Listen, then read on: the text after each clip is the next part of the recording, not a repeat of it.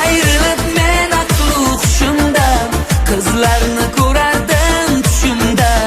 Ertakka ishonib yashardim 16-17 yoshimda.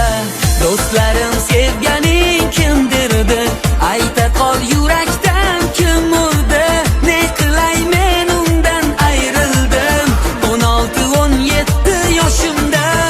Ayrılıp men aql hushimdan qizlarni ko'rardim tushimda. Ertakka ishonib yashardim 16-17 yoshimda.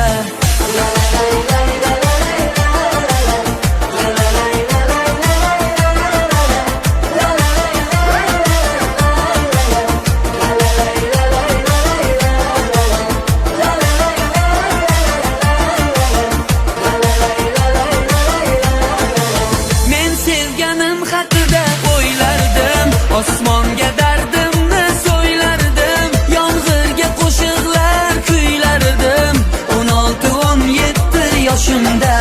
Bir tushlik o'tdi-da ketdi-da, yigitlik yoshimiz yetdi-da. Hayot ham boshqacha edi-da 16-17 yoshimda. 16-17 yoshimda.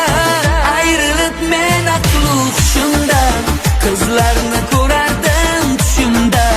Ertakka ishonib yashardim 16-17 yoshimda.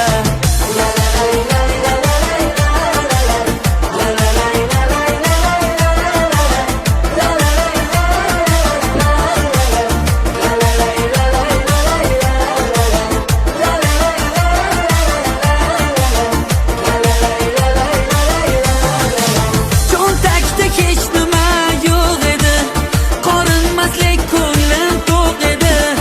Olov edim, yonar cho'g' edim 16-17 yoshimda. 16-17 yoshimda. Ayrılıp men aql hushimdan qizlarni ko'rardim tushimda. Ertakka ishonib yashardim 16-17 yoshimda.